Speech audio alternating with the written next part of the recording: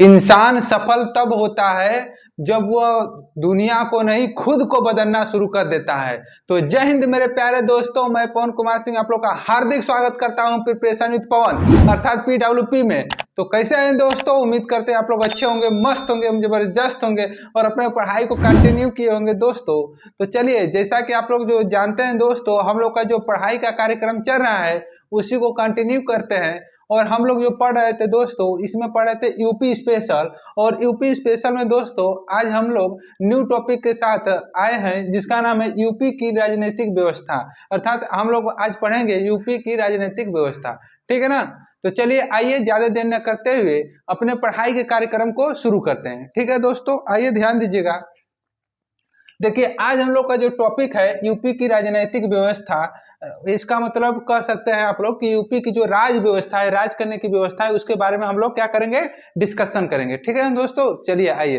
तो ध्यान दीजिएगा, राजनीतिक व्यवस्था यानी वही समझिए जो राज करने की व्यवस्था है, उसी को हम लोग राजनीतिक व्यवस्था कहते हैं। ठीक है दोस्तों, तो इसको हम लोगों ने तीन पार्ट में बांटा है। ये देखिए, तीन पार्ट में, पहले पार्ट का नाम है विधायिका। पहली क्या होती है, विधायिका। दूसरी होती है दोस्तों कार्यपालिका और तीसरी होती है न्यायपालिका। ठीक है ना।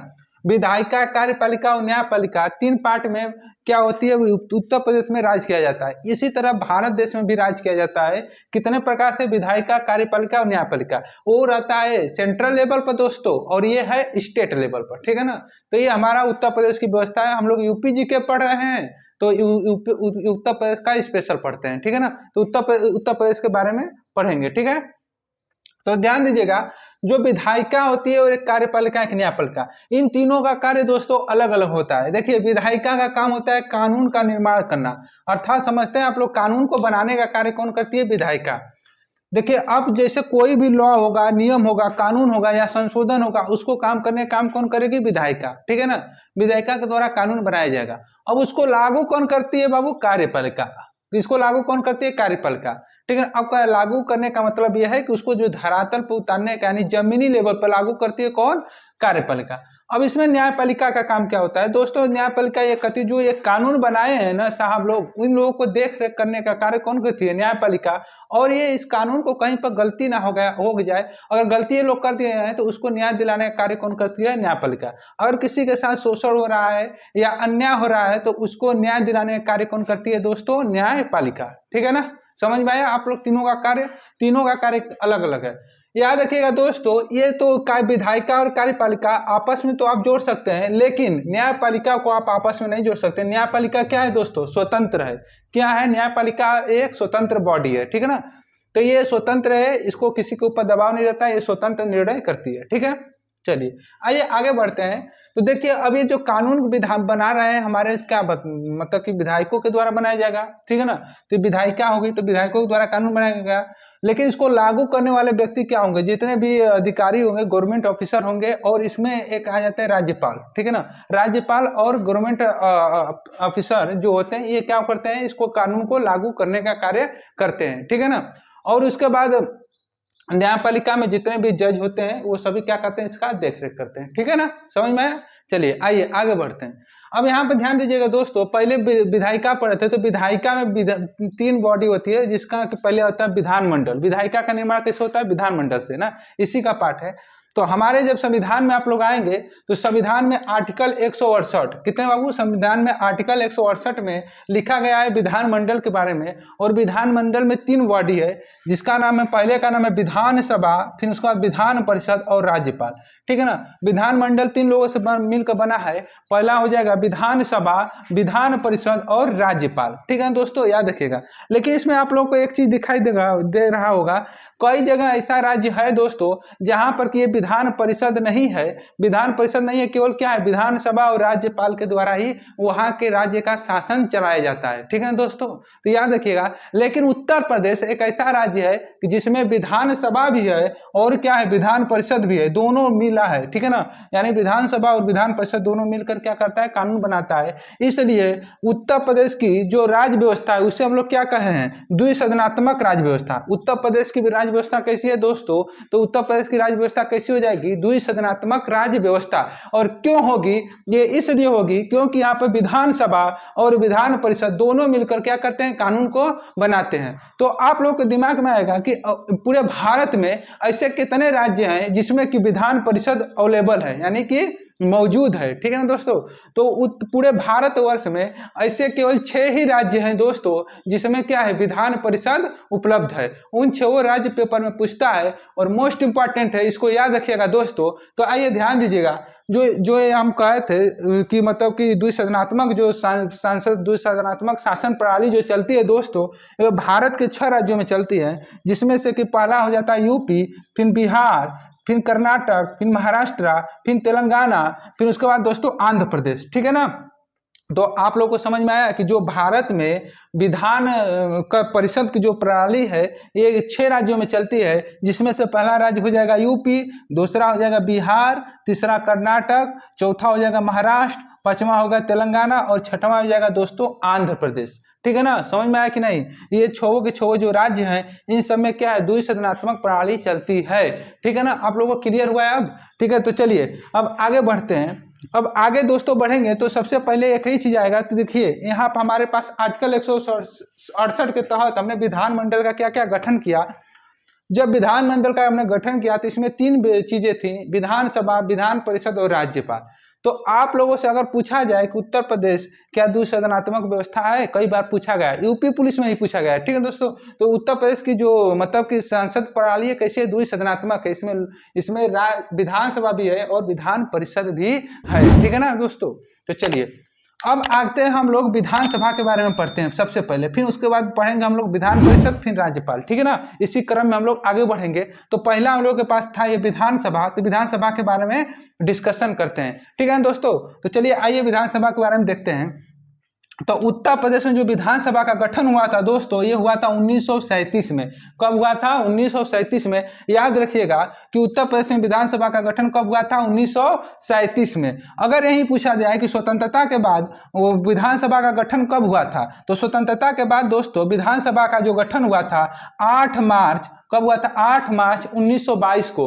कब हुआ था? 8 मार्च 1922, सॉरी यहाँ पर स्वतंत्रता के बाद यहाँ पर 8 मार्च 1952, ठीक है ना। 22 में कहाँ स्वतंत्रता मिलेगी, ठीक है ना। 8 मार्च 1952 को क्या हुआ? स्वतंत्रता के बाद इसका गठन हुआ था, ठीक है ना। फिर उसके बाद आगे दोस्तों आगे बढ़ेंगे तो यहाँ पर देखेंगे उत्तर प्रदेश में जो ये सीटें हैं किसकी, विधानसभा की जो सीट है कितनी है, वर्तमान में 403 है, ठीक है दोस्तों। उत्तर प्रदेश में वर्तमान में विधानसभा की सीट कितनी है दोस्तों? 403 जो सीट है ये किसकी है? विधानसभा की। लेकिन इसके पहले हम लोग जानते हैं कि उत्तराखंड जो था वो किसका? उत्तर प्रदेश का ही पार्ट था, अर्थात उत्तराखंड उत्तर प्रदेश से अलग होकर बना है ना। तो आप लोग को पता होना चाहिए जो ये उत्तराखंड बना तो वो नहीं बना था, तो उसके पहले कितनी सीटें थी? 425। कितनी थी दोस्तों? 425 सीटें थी। लेकिन जैसे ही ये अलग होकर बन गया तो कितनी हो गई?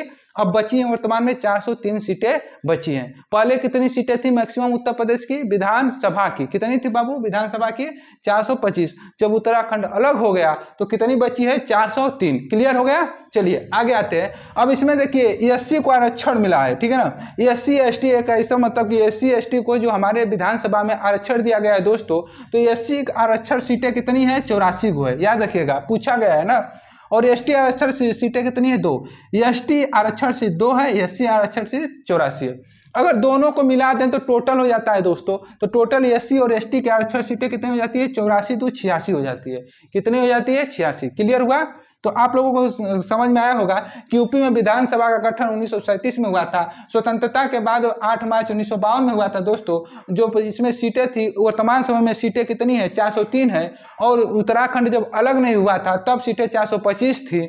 और अगर पूछा जाए एससी आरक्षण कितना है? 84 को है। और एसटी आरक्षण कितना है? 2 है। टोटल एससी एवं एसटी आरक्षण कितना हो जाएगा? 86। ठीक है दोस्तों, आगे बढ़े। तो चलिए आप आगे बढ़ते हैं और आगे हम लोग ये देखेंगे कि जो विधानसभा जो हमने लोगों ने बनाया है, ये विधानसभा जो का गठन हुआ है दोस्तों, इसमें सबसे नवीनतम यानी वर्तमान में जो चुनाव हुआ है 2022 में, ठीक है ना दोस्तों। नवीनतम चुनाव कब हुआ था? 2022 में। जो विधानसभा चल रही है हम लोग की वर्तमान समय में, तो 2022 में इसके मतलब पीसीएम कौन है, ठीक है, विपक्ष के नेता कौन है, और इसमें कौन से पार्टी कितनी सीटें जीती हैं, ठीक है दोस्तों। ये सभी मोस्ट इंपॉर्टेंट है, पेपर में पूछा जाता है कि कौन सी पार्टी ने कितनी सीटें जीती है। तो इस इसको ध्यान दीजिएगा, एक करंट का भी काउंट कर सकते हैं आप लोग, ठीक है ना। चलिए आइए तो ध्यान दीजिएगा, यूपी विधानसभा चुनाव 2022 कब हुआ था बाबू? लेटेस्ट चुनाव कब हुआ है? 2022 में, ठीक है ना। और ये जो विधानसभा ये चुनाव हुआ है कौन से नंबर का था? 18वीं विधानसभा थी। कौन से नंबर का था बाबू? 18वीं विधानसभा, ठीक है ना। इसके पहले इसका मतलब है कि क्या बोलते हैं 17 को विधानसभाएं बन गई थी, ये कौन से नंबर की है? 18वीं नंबर की, ठीक है बाबू।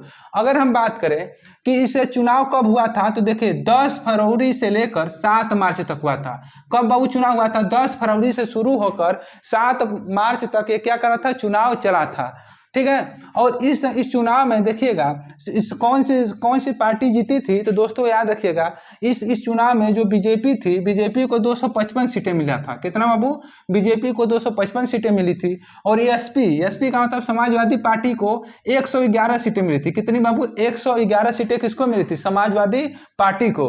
उसके बाद कांग्रेस को 2 सीटें मिली थी बाबू, ठीक है ना। उसके बाद आते हैं बीएसपी को मिली थी 1 सीटें, ठीक है ना। बीएसपी को 1 मिली, कांग्रेस को 2 मिली, समाजवादी पार्टी को 111 मिली और बीजेपी को 255। तो इस हिसाब से बताइएगा दोस्तों सरकार किसकी बनेगी उत्तर प्रदेश में? किसकी बनेगी? बीजेपी की बनेगी, ठीक है ना। जब बीजेपी की सरकार बनी तो अब बीजेपी के मुख्यमंत्री भी होंगे, ठीक है ना। तो बीजेपी के जो मुख्यमंत्री हुए थे वो उनका नाम था, उस सीएम जो वर्तमान में भी है उनका नाम है योगी आदित्यनाथ, ठीक है ना। क्या नाम है बाबू? वो योगी आदित्यनाथ, ठीक है ना। और ये जो योगी आदित्यनाथ बने थे 21वें नंबर के क्या बने हैं? 21वें नंबर के व्यक्ति हैं और 33वें नंबर के क्या बोलते हैं कि सीएम है, ठीक है ना। 21वें और 33वें याद रखिएगा, ठीक है ना। 21वें नंबर के व्यक्ति है और 33वें नंबर के क्या है? सीएम है, ठीक है ना। समझ में आया कि नहीं? आप लोग एक अगर पूछेगा कि बताइएगा जो सीएम बने योगी आदित्यनाथ तो कौन नंबर के व्यक्ति हैं, तो कौन नंबर के व्यक्ति हैं? 21वें नंबर के, ठीक है ना। क्योंकि जानते हैं ऐसा क्यों होता है? क्योंकि कई बार जैसे कि कह सकते हैं कि जैसे कि मान लीजिए कि एक व्यक्ति 2 बार 3 बार 4 बार 5 बार सीएम बन जाता है तो व्यक्ति की नंबर की संख्या क्या होती है? कम हो जाती है। समझ में आ रहा है ना दोस्तों। और उसके बाद नंबरिंग क्या होती है? वो तो क्रमवार अपना चलता रहेगा। इसलिए सीएम योगी जो है 21वें नंबर के व्यक्ति हैं और 33वें नंबर के क्या है? सीएम है, ठीक है। क्लियर हुआ? चलिए आगे बढ़ेंगे तो विपक्ष के नेता बने। विपक्ष के नेता वर्तमान समय में कौन है बाबू? अखिलेश यादव। कौन है? अखिलेश यादव। और अखिलेश यादव से सबसे ज्यादा क्वेश्चन पूछा था दोस्तों, ये उत्तर प्रदेश के सबसे युवा नेता थे। क्या थे? उत्तर प्रदेश के सबसे युवा नेता कौन थे? अखिलेश यादव, ठीक है ना। सबसे कम उम्र में बने थे, ठीक है ना। अब उसके बाद आगे देखेंगे तो जो योगी आदित्यनाथ थे वो शपथ कब लिए थे बाबू? ये शपथ लिए थे 25 मार्च को। कब शपथ लिया था इन्होंने? 25 मार्च को इन्होंने शपथ ग्रहण किया था, ठीक है ना। इसमें महिलाएं कितनी थी? 47। इस विधानसभा जो 18वीं विधानसभा बनी है इसमें महिलाओं की संख्या कितनी है? यानी विधानसभा सीट कितनी महिलाओं ने जीत कर गई है? कितनी गई है बाबू? 47 जीत के गई है, ठीक है ना। आप लोगों को समझ में आया? 47। अब आ जाते हैं हम लोग उत्तर प्रदेश के सीएम के बारे में, ठीक है ना। अब आइए थोड़ा सा देख लेते हैं कि पहले सीएम कौन थे, ठीक है ना। तो ध्यान दीजिएगा दोस्तों, उत्तर प्रदेश के सीएम की बात करें तो उत्तर प्रदेश के जो पहले सीएम थे उनका नाम था गोविंद वल्लभ पंत। ये क्या थे? प्रथम सीएम थे। उत्तर प्रदेश के जो सीएम हुए थे पहले सीएम कौन थे? गोविंद वल्लभ पंत जो थे उन्होंने वो क्या थे? उत्तर प्रदेश के पहले सीएम थे, ठीक है ना। उसके बाद आगे आएंगे तो प्रथम महिला सीएम कौन थी? प्रथम महिला सीएम दोस्तों सुचेता कृपलानी थी। कौन थी? सुचेता कृपलानी। यानी प्रथम महिला सीएम कौन थी? सुचेता कृपलानी। और आगे यही पूछा जाता है कि सेकेंड महिला सीएम कौन थी? तो दोस्तों सेकेंड महिला सीएम मायावती थी, ठीक है ना। सेकेंड महिला सीएम कौन थी? मायावती, ठीक है ना। आप लोगों को समझ में आया कि नहीं? पूछेगा भारत के प्रथम सीएम कौन, अरे सॉरी उत्तर प्रदेश के प्रथम सीएम कौन थे? तो कौन थे? गोविंद वल्लभ पंत। यही पूछेगा कि उत्तर प्रदेश के प्रथम महिला सीएम कौन थी? तो सुचेता कृपलानी थी, ठीक है दोस्तों। अगर यही पूछ ले कि सेकेंड नंबर की महिला सीएम कौन थी? तो मायावती थी, ठीक है। चलिए तो ठीक है दोस्तों आगे बढ़ते हैं। इसमें एक चीज और याद रखिएगा दोस्तों, इसमें पूछता है 2 व्यक्ति का नाम याद रखिएगा, चौधरी चरण सिंह और विश्वनाथ प्रताप सिंह। 2 व्यक्ति का नाम याद रखिएगा, चौधरी चरण सिंह और विश्वनाथ प्रताप सिंह। ये यूपी के सीएम के साथ साथ यूपी के पीएम, अरे भारत के पीएम भी रहे हैं, ठीक है ना। चौधरी चरण सिंह और विश्वनाथ प्रताप सिंह यूपी के सीएम के साथ साथ यानी उत्तर प्रदेश के मुख्यमंत्री के बाद इस्तीफा देकर इन्होंने क्या बने हैं? प्रधानमंत्री भी। अर्थात कह सकते हैं ये उत्तर प्रदेश के मुख्यमंत्री भी रहे हैं और क्या रहे हैं? भारत के प्रधानमंत्री भी रहे हैं। तो ऐसे दो ऐसे इस तरह क्वेश्चन पूछेगा कि बताएगा ऐसे मतलब कि 2 ऐसे कितने व्यक्ति हैं जो कि उत्तर प्रदेश के मुख्यमंत्री थे और फिर वो बाद में क्या बने? भारत के प्रधानमंत्री भी बन गए। तो कौन से 2 व्यक्ति थे? उनका नाम है, पहले का नाम है चौधरी चरण सिंह और दूसरे का नाम है विश्वनाथ प्रताप सिंह।